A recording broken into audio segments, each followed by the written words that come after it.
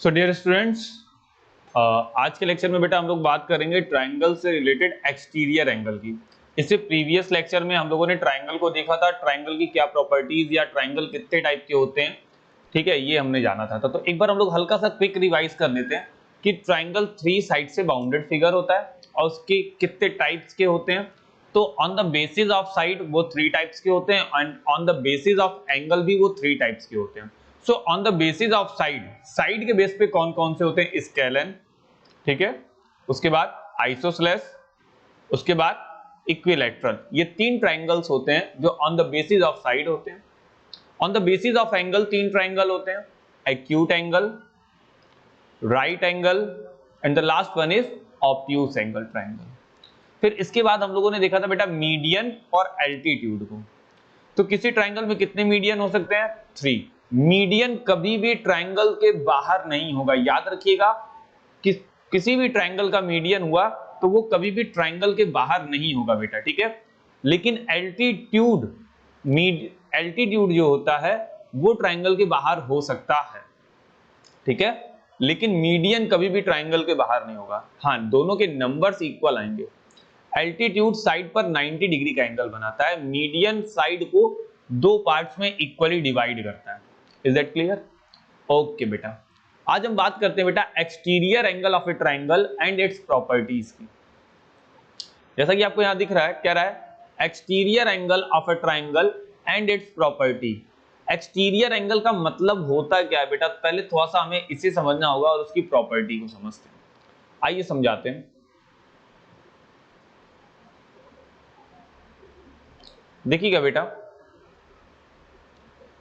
अगर मैं नॉर्मली एक ट्रायंगल लूं,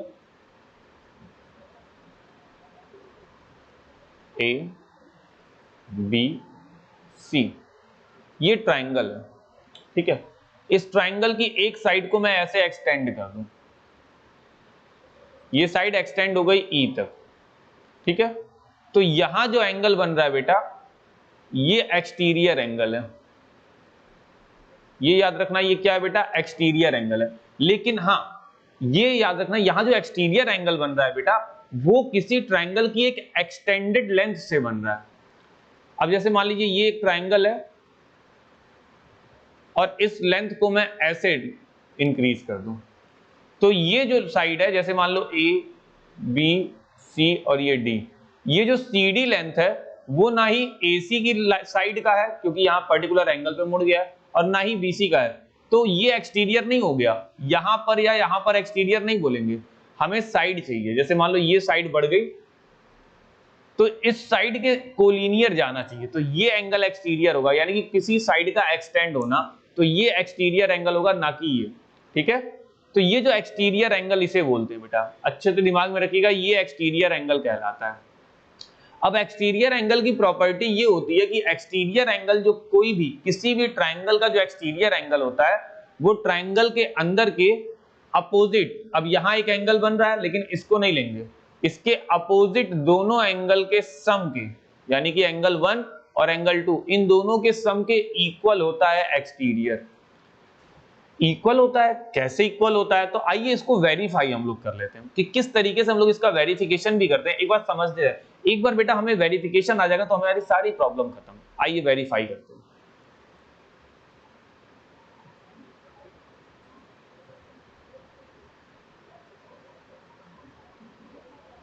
ए बी सी डी, ये एक्सटीरियर एंगल है यहां टोटल, यानी कि total angle ACD is the exterior angle. Okay, आगे देखते हैं। हम क्या करते हैं बेटा, हम पॉइंट C से AB लाइन के पैरेलल एक लाइन खींचते हैं। Draw a line parallel to AB from C।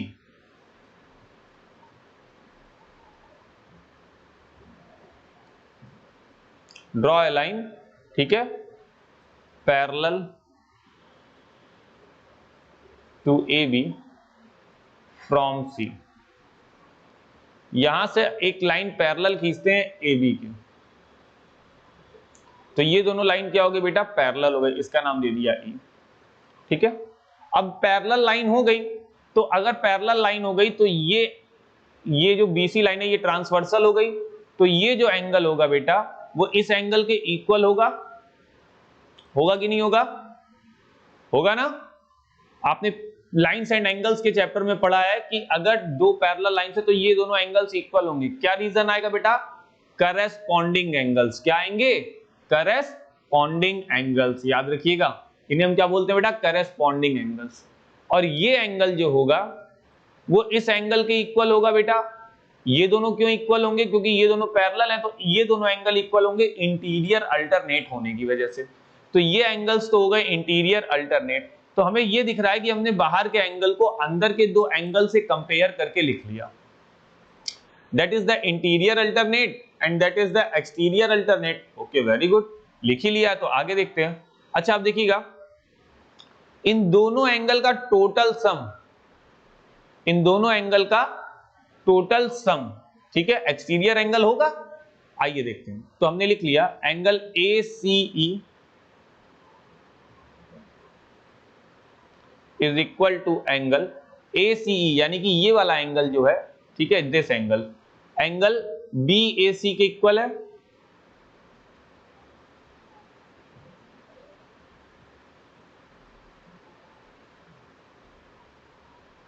ये हो गया।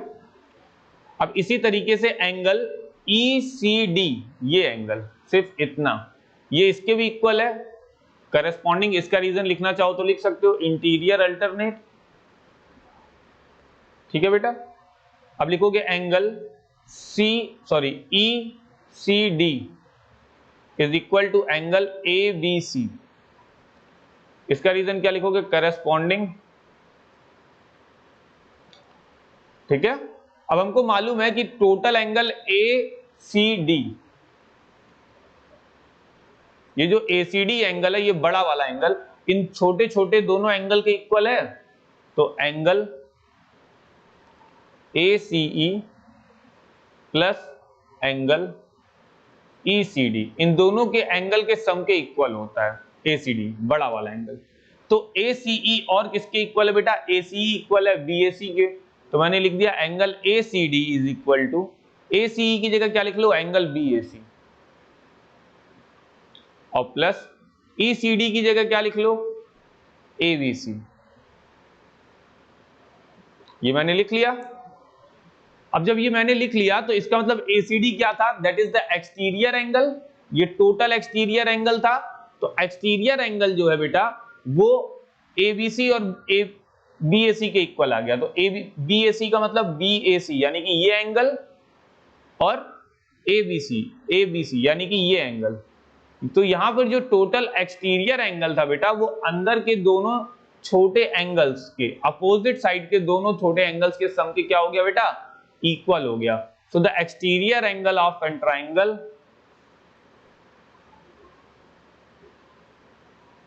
एक्सटीरियर एंगल जो होता है वो sum of the opposite of two interior triangle, ठीक है।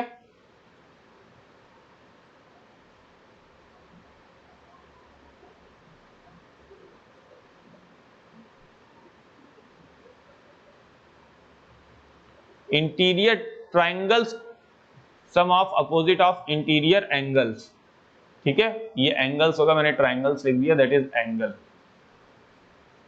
ठीक है, ये याद रखिएगा।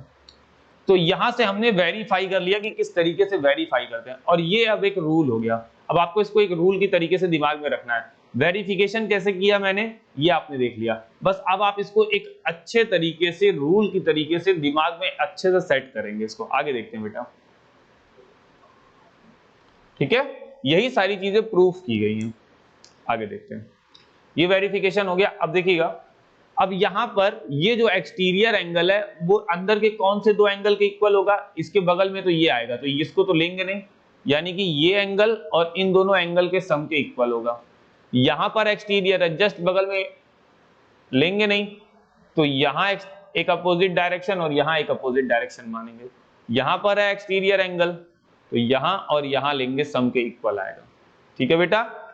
जस्ट एक्सटीरियर के बगल में जो लीनियर पेयर वाले एंगल बनेगा उसको नहीं लेते हैं, याद रखिएगा। ओके, आगे देखते हैं बेटा। आगे एक एग्जांपल दिया है, एग्जांपल को समझा भी रहा है, देखिएगा।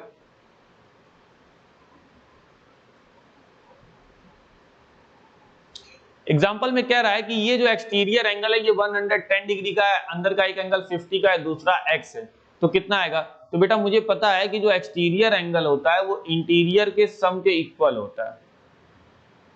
तो मैं x प्लस किया तो 50 को उधर ले गया, then 110 minus 50 is equal to x। तो 110 माइनस 50 कितना हो जाएगा? यानी कि x is equal to 60 degree. x की वैल्यू कितनी आ गई बेटा? 60 डिग्री आ गई। Is that clear? तो बहुत ही सिंपल होते हैं इसके क्वेश्चन। आगे देखते हैं, कह रहा है थिंक, डिस्कस एंड राइट। तो कुछ चीजें देख ले। यहां कह रहा है what can you say about each of the interior opposite angle. Interior opposite angle हमें क्या कह रहा है? तो यानी कि ये दोनों एंगल इंटीरियर अपोजिट एंगल है। कह रहा है when the exterior angle is right angle, अगर एक्सटीरियर राइट एंगल है तो इंटीरियर अपोजिट एंगल एक्यूट होंगे। ऑब्वियस सी बात है, अगर एक 90 डिग्री का एंगल हो गया तो बाकी के सारे एंगल क्या होंगे बेटा? एक्यूट होंगे। ठीक है।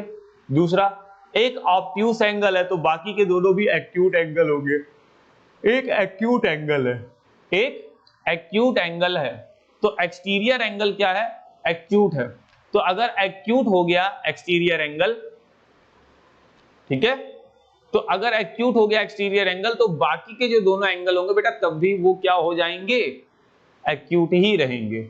यानी कि जो इंटीरियर एंगल का सम आएगा वो एक्सटीरियर के बेस पे नहीं आएगा, इंटीरियर के बेस पे आएगा।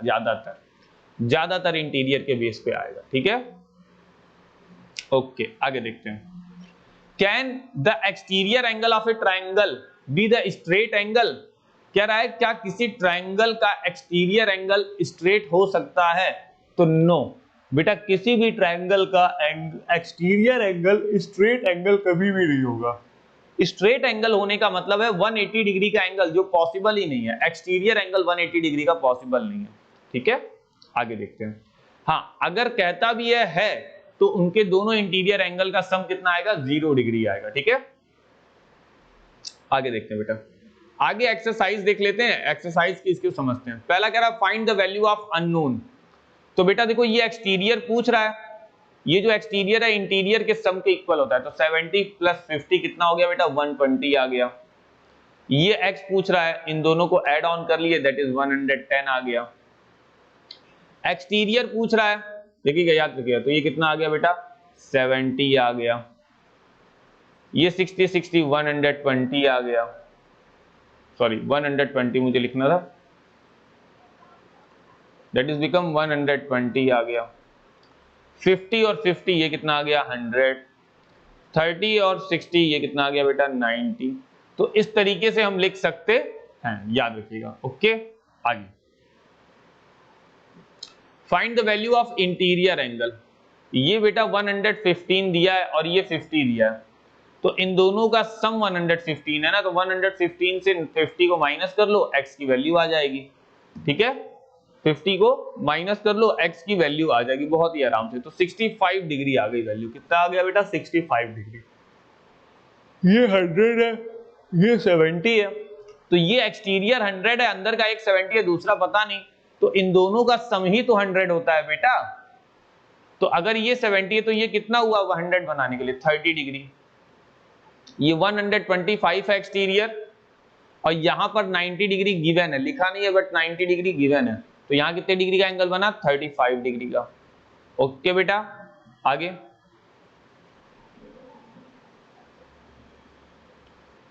यहां पर एक्सटीरियर 120 का है, यहां 60 दिया है तो दूसरा भी 60 हो गया। यहां 80 दिया है, यहां 30 दिया है, तो यहां कितना हो गया बेटा? 50। यहां 75 दिया, यहां 35 दिया, तो यहां कितना हो गया बेटा? 40। तो एक्सटीरियर एंगल का जो सम होता है वो इंटीरियर एंगल के अपोजिट एंगल के सम की क्या होता है बेटा? इक्वल होता है। हमें क्लियर करना होगा। आगे कह रहा है angle sum property of a triangle. Angle sum property of a triangle का मतलब ये होता है कि ट्राइंगल के तीनों angle, all three angle, the sum of the all three angle of a triangle is 180। कितना होता है बेटा? 180 डिग्री तीनों एंगल का सम होता है। ये चीजें हमें अच्छे से दिमाग में रखनी होंगी। Is that clear? Okay, very good. यानी कि the total sum of the interior angle is 180। कितना हो जाएगा बेटा? 180। ठीक है, आगे देखते हैं। ठीक है। अगर तीनों एंगल का सम 180 हो रहा है तो अगर बाई चांस किसी एंगल की वैल्यू नहीं पता है तो हम लोग फाइंड आउट कर सकते हैं। देखिए कैसे, यहाँ एक एग्जांपल लिया है, कह रहा है that is 47 degree, that is 52 degree, find the angle P। तो हमें मालूम है कि तीनों एंगल का सम 180 होता है, तो 180 में से माइनस कर लेंगे इन दोनों का सम 47 और प्लस 52, इन दोनों को माइनस कर लेंगे तो एंगल P आ जाएगा। ये 180 और इसको ऐड ऑन किया that is 9, that is 9 is equal to angle P। ठीक है, तो ये कितना हो गया, ये 9 है, याद रखिएगा ये 9 है, दैट इज बिकम 81 डिग्री आया। तो यानी कि एंगल P की वैल्यू कितनी हो गई बेटा, 81 डिग्री। कितनी हो गई, 81 डिग्री। Okay good. अब देखिएगा ऐसे ही एक्सरसाइज है, एक्सरसाइज में देख लेते हैं, कह रहा find the value of unknown x। तो बेटा ये 50 है, ये 60 है, ये कितना है, हमको मालूम है कि तीनों एंगल का सम कितना आएगा बेटा 180। 180 का मतलब 50 प्लस 60 और प्लस x, टोटल 180। तो इन दोनों का अकेले सम कितना आ जा रहा है 110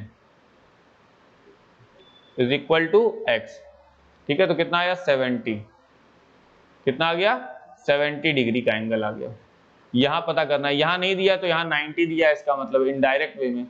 तो 90 और ये कितना हो गया बेटा 30, देन इट्स बिकम 120 और 180 में से 120 को सब्ट्रैक्ट करेंगे तो यहाँ कितना आ जाएगा बेटा 60। तो सेम पॉइंट ऑफ व्यू से हम इसको भी कर सकते हैं 30 और ये कितना हो गया बेटा दैट इज बिकम 140। 40 डिग्री 180 में कंप्लीट होने के लिए और चाहिए, तो हमारे इसकी वैल्यू कितनी आ गई बेटा 40 डिग्री। ठीक है, आगे ये 50 डिग्री दिया है और ये दोनों सेम वैल्यू के हैं, अलग अलग नहीं है, x प्लस x। तो यानी कि 50, ठीक है देखिएगा 50 plus 2x is equal to 180, 2x is equal to 18, 180 upon 50। 2 को भी इधर ले आए, x इज इक्वल टू, इसे कैंसल आउट करेंगे। ठीक है, अब यहां पे हमारे पास x की वैल्यू, इसको डिवाइड करेंगे x की वैल्यू आ जाएगी। ठीक है बेटा, ओके। आगे तीनों के तीनों एंगल x हैं, तीनों को ऐड करके क्या कर दो 180 के इक्वल कर दो और सबकी वैल्यू निकाल दो। सबकी वैल्यू आएगी बेटा 60 डिग्री। कितनी आ जाएगी 60 डिग्री। यहां पर पता करना है, ये 90 डिग्री गिवन है, तो 90 प्लस 2x प्लस x कितना होता है बेटा 90 plus 2x plus x is equal to 180। ठीक है, तो 180 में से 90 को पहले सब्ट्रैक्ट करो तो बचा 90, अब बचा 3x। ठीक है, तो 90/3 कर लिए तो 30 आ गया। x की वैल्यू कितनी आ गई बेटा यहाँ पर 30। ठीक है, तो हमें थोड़ा सा केयर करना पड़ेगा, जब भी हम क्वेश्चन सॉल्व करें तो हमें हल्का सा जरूर अवेयर रहना पड़ेगा, क्योंकि बेटा हमारी छोटी सी गलती हमारे पूरे क्वेश्चन को क्या कर देगी खराब। यहां देखिए कह रहा है find the values of unknown x। अब यहाँ पे x और y दोनों नहीं पता है, तो देखिएगा बेटा अगर हमें ये 120 पता है तो अगर मैं इसको कंप्लीट करूंगा दैट इज लीनियर पेयर, तो ये इसकी वैल्यू टोटल एंगल का सम कितना आ जाएगा 180। तो अगर ये 120 है तो ये कितना आ गया 60। अब ये 60 है 50 है, x पता करना है, तो 60 और 50 कितना हो जाएगा बेटा 110। तो 110 हुआ, तो इसको ऐड करने के बाद कितना आ जाएगा 180। तो इसका मतलब x की जो वैल्यू निकल गई वो कितनी आ गई बेटा 70। ठीक है, यहाँ 80 दिया, यहाँ y दिया, तो y is equal to already 80। क्यों, क्योंकि ये दोनों एंगल वर्टिकली अपोजिट एंगल है। ठीक है, ये 80 डिग्री आ गया, 50 आ गया, x पता करो। तो भाई 80 प्लस 50 कितना हो गया 130 डिग्री। तो x की वैल्यू कितनी आ गई बेटा 50 डिग्री। ठीक है, x की वैल्यू कितनी आ गई बेटा 50 डिग्री। ओके, नाउ नेक्स्ट, ये एक्सटीरियर है, ये इंटीरियर है, तो एक्सटीरियर यानी कि x is equal to 50 plus 60 110 degree आ गया। ठीक है, x की वैल्यू, y की निकालेंगे तो 110 plus y is equal to 180। So y is equal to कितना आ गया 180 minus 110, so y is equal to 70। कितना आ गया बेटा 70। ओके, y की वैल्यू आ गई 70 डिग्री। तो बेटा हमें थोड़ा सा केयरफुल जरूर होना पड़ेगा क्वेश्चंस को सॉल्व करते टाइम, क्योंकि अगर जब तक हम क्वेश्चंस को सॉल्व करते टाइम केयरफुल नहीं होंगे तो हमसे मिस्टेक्स होती रहेगी। और ये मिस्टेक्स होंगी तो बहुत दिक्कत आएगी। ठीक है बेटा, आगे देखते हैं। अब देखिए यहाँ पे कह रहा है ये 60 है, तो x भी क्या हो गया 60, हमें तुरंत पता चल गया। और तीनों का सम 180 से कंपेयर करेंगे तो y की वैल्यू निकाल लेंगे। ये 90 है तो ये भी 90 हो गया, पता चल गया। अब इन दोनों का एंगल का दोनों x x हैं, तो वैसे बेसिकली इनका आंसर आएगा 45 डिग्री, या बाकी आप इसको सॉल्व जरूर करेंगे। ठीक है, ये x है, ये x है, ये x है, तो ये x है तो यहाँ भी y, ये x है तो यहाँ भी y, क्योंकि ये x और y इक्वल दिखाई रहे हैं। तो ये ऑल थ्री क्या हो गए, y हो गए। तो यहाँ पर हर एक एंगल का सम कितना आ जाएगा 60 डिग्री। कितना आ जाएगा बेटा 60 डिग्री। ओके, आगे देखते हैं। इसके बाद कह रहा है two spherical triangles, sorry two special triangles equilateral and isosceles. तो बेटा इस पे हम लोग नेक्स्ट लेक्चर में डिस्कस कर लेंगे, लेकिन पहले उससे पहले जो हम लोगों ने डिस्कस किया है इसको एक बार क्विक रिवाइज कर लेते हैं। ठीक है, तो हमें यहाँ पर exterior angle, angle sum property के बारे में भी देखने को मिला। तो हमें थोड़ा सा अवेयर होकर यहाँ सारा काम करना है बेटा। अगर आप थोड़ा सा अवेयर होकर सारा काम करेंगे तो आपको कोई भी डिफिकल्टी नहीं आएगी। तो आइए देख लेते हैं आज के लेक्चर में आपने क्या क्या देखा। बात हो रही थी बेटा हम लोगों के एक्सटीरियर एंगल की। जो एक्सटीरियर एंगल होता है वो इंटीरियर एंगल के अपोजिट एंगल का सम होता है। Is that clear? ओके।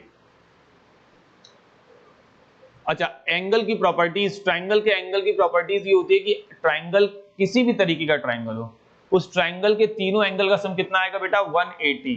तो थोड़ा सा केयरफुल रहेंगे कि ट्राइंगल के तीनों एंगल का सम 180 आएगा। ठीक है, तो इसमें कोई भी लापरवाही नहीं होनी चाहिए। ओके बेटा, बाय बाय, फिर मिलते हैं हम लोग नेक्स्ट क्लास में। Bye bye.